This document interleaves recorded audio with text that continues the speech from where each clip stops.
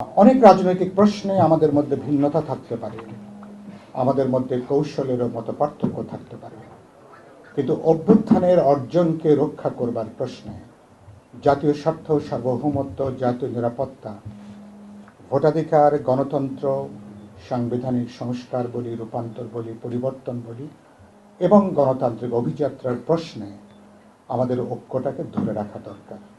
এটাই হচ্ছে মনে করি এ ধরনের তৎপরতাকে রাজনৈতিকভাবে মোকাবেলা করবার জন্য সবচেয়ে বড় যে জায়গা।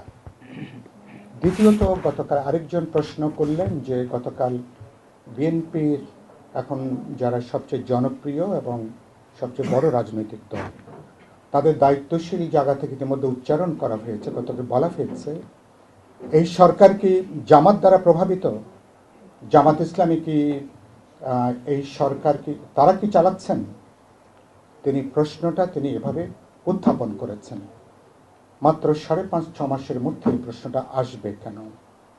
যেই সরকারকে আমরা সবাই এক কাট্টা সমর্থন দিয়ে আসছি, আমরা ছাত্রদের দ্বারা এই সরকার নিযুক্ত হলেও তিনি বারবার বলেছেন প্রধান উপদেষ্টা, কিন্তু এটা তো জনগণ, অভ্যুত্থানকারী সকল অংশীজন, রাজনৈতিক দল, আমরা তো রক্তের মধ্য দিয়ে অভ্যুত্থানকে আমরা তৈরি করেছি, এটাকে আমরা রক্ষা করছি, এই ঐক্যের জায়গাটাকে আমরা ধরে রাখতে চাই।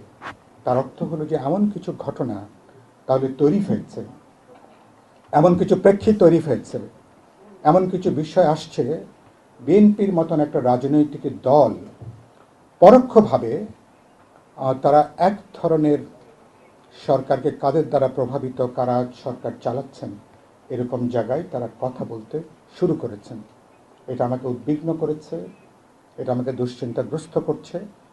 তার মানে কি সরকারের তৎপরতার কারণের জন্য এভাবে কি রাজনৈতিক দলগুলো কি সরকারকে কি ডিজোন করতে থাকবে পর্যায়ক্রমে? যে সমর্থনটা ছিল এক কাট্টা প্রশ্নহীন সমর্থন ছিল, আমরা এরপরে বলেছি কোনো সমর্থন তো আর প্রশ্নহীন সমর্থন না, সবগুলোই মানে যখন সঠিক ট্র্যাকে থাকে সমর্থনের প্রশ্ন, তাহলে সরকার কি পথ হারিয়ে ফেলছে? সরকার কি বিভ্রান্ত হচ্ছে?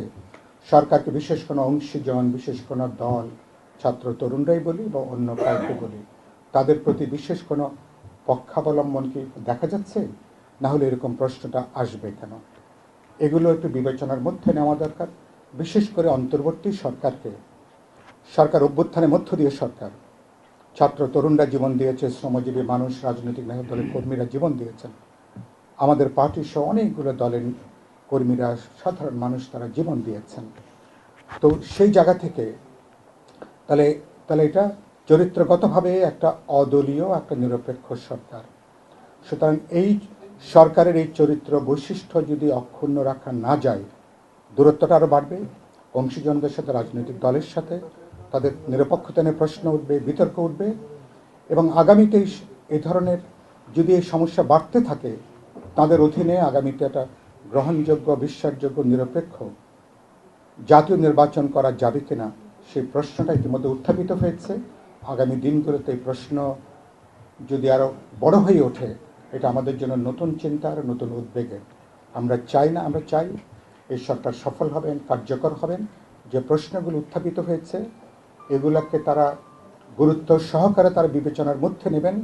গুরুত্বপূর্ণ অংশীজনরা এইসব প্রশ্ন কেন তারা উত্থাপন করছেন, এবং সেদিক থেকে সরকারের দিক থেকে আমি মনে করি রাজনৈতিক দলগুলোর সঙ্গে আলাপ আলোচনা করে, বোঝাপড়ার জায়গাটা তৈরি করে তারা যে যাত্রাটা শুরু করেছেন এবছরের মধ্যেই, সময়টা সবাই মিলে আলাপ আলোচনা করার প্রশ্ন। নির্বাচন কি জুলাই আগস্টে হবে, না অক্টোবর নভেম্বরে হবে, নাকি ডিসেম্বরে হবে?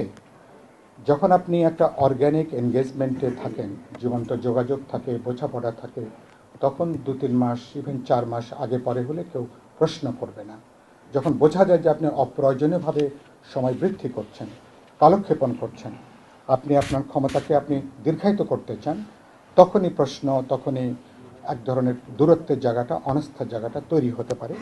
আশা করি সবাই এটাকে বিবেচনার মধ্যে এটাকে রাখবে।